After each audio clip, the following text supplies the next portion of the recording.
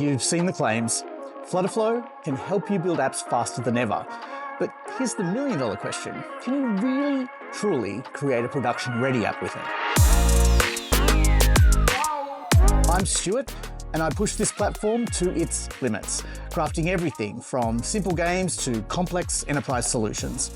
And today, I'm going to show you how you can do the same. We'll dive deep into FlutterFlow's capabilities, explore some of its more advanced features, and I'll give you my tips so that you can truly create production-ready apps that shine as much for user 1 as user 1 million. So let's talk about those apps that are ready for the real world. To do that, it's helpful to visualize your app in terms of 3 core layers, just like these interconnected circles: the front end, the back end, and the database. On the front end, which is where your users interact with your app, FlutterFlow lets you craft beautiful, intuitive interfaces with drag and drop ease. While FlutterFlow offers powerful features like custom functions, API calls, and integrations with Firebase, Supabase, and other databases, truly scalable and production-ready apps often separate out more complex back-end logic to a separate back-end. And it's no different in the world of visual app development. And finally, the database. FlutterFlow makes it easy to connect to popular database solutions like Firebase, Supabase, and more. And we'll talk about what the differences are a little bit further on in this video, which brings us to the crucial step of project design and development. Now, here's a truth that applies to both traditional development and the low-code world.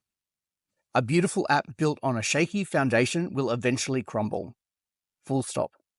Skipping this step, even with the ease of FlutterFlow's drag and drop interface, is a recipe for headaches down the road. Personally, I always start with an entity relationship diagram. This might sound technical, but it's essentially just a visual map of how your data flows.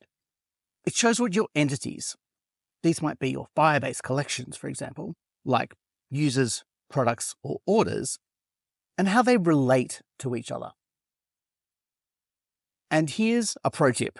AI is now your best friend in this process. Next time it comes to designing the way data has to flow in your app, try sketching a rough draft of your ERD in a notebook. Snap a photo and let your favorite LLM analyze it.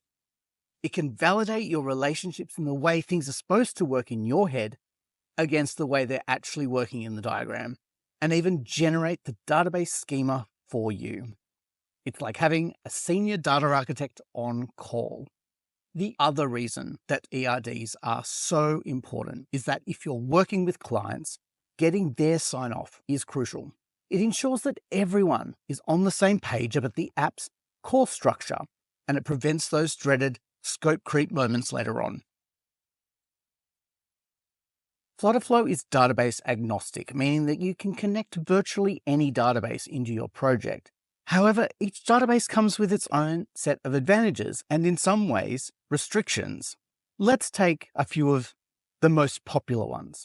Google's Firebase Firestore database is ideal for real-time, scalable, NoSQL applications. It provides offline support and is well suited for apps running low-latency data synchronization. But there are some trade-offs, particularly when it comes to complex queries and returning large amounts of data in one request. Supabase is a powerful open source alternative to Firebase that uses PostgreSQL, providing advanced querying capabilities more in line with what you'd see of a SQL database. While Supabase is an excellent open source alternative, it doesn't necessarily come with the same easy on-ramps that Firebase does. There's also some significant differences between PostgreSQL and NoSQL. Choosing the right database depends on your app's specific requirements, such as the data structure required. It's important to understand the differences between real-time listeners and single queries and where they exist in FlutterFlow. FlutterFlow also supports query caching, which can be ideal for those queries that you might just want to do once and then not need to do again for some time. For long lists or large amounts of data, consider implementing lazy loading or pagination to load content only when it's needed. This will dramatically improve load times, but if your users scroll too quickly, they'll have to wait while the data catches up. All that said, lazy loading is efficient for you and means the user doesn't have to download so much data. FlutterFlow also supports image caching and on-error support for images that might have trouble loading. These two pieces of functionality are an essential way that your app can fail gracefully without disrupting the other processes that are also going on at the same time. You'll then be alerted through Crashlytics or Google Analytics later on in the process that something's gone awry. Now let's talk about security. As we mentioned earlier, keeping your sensitive business logic and API keys stored on the back end, ideally in a service like Google Secrets Manager, is just good best practice. But you still need to be mindful of how you handle sensitive data within FlutterFlow on the front end. Never hard-code API keys or credentials anywhere in FlutterFlow. Not in component parameters, not in API calls, and not in custom code. If you're developing for mobile and absolutely must store a credential in FlutterFlow, use a persisted secure app state variable, which will store the data in iOS keychain or Android key store. In a web deployment, however, secure app state variables can't rely on hardware security, like on iOS or Android. So as a developer of a production-ready app, always use the backend to store these securely. Now for the final polish: responsiveness, animations, and that little bit of pizzazz. Responsive design and thoughtful use of animations are some of the best ways to achieve a polished user experience. The ability to create a responsive UI in FlutterFlow is nothing new, and I'll link to some basics in the description below. Here are some of the recent enhancements to the platform that will help you craft beautiful, responsive apps across various devices and screen sizes. The Flex widget allows developers to dynamically switch between row and column layouts based on screen size. This feature simplifies the process of building responsive UIs by automatically adjusting the layout to fit different device dimensions. FlutterFlow also provides customizable breakpoints that allow developers to define how the UI should adapt at different screen sizes. These breakpoints help in creating layouts that change significantly between mobile, tablet, and desktop. Introduced as part of FlutterFlow 5.0 is Widget Builder as parameter. This feature allows developers to pass custom widget builders into existing components. This enhances the flexibility of UI design, enabling the creation of complex, dynamic UI elements that can adapt to different screen sizes without needing to build new components from scratch. Thoughtful animations can significantly enhance user experience. We've got some great tutorials covering animations in FlutterFlow, which I'll link to below. And here are some of our most recent animation enhancements. You can now implicitly animate opacity. This allows developers to animate opacity changes with a simple toggle. When linking opacity to a dynamic value, you can customize the animation's curve and duration for seamless transitions, enhancing the visual experience of your app.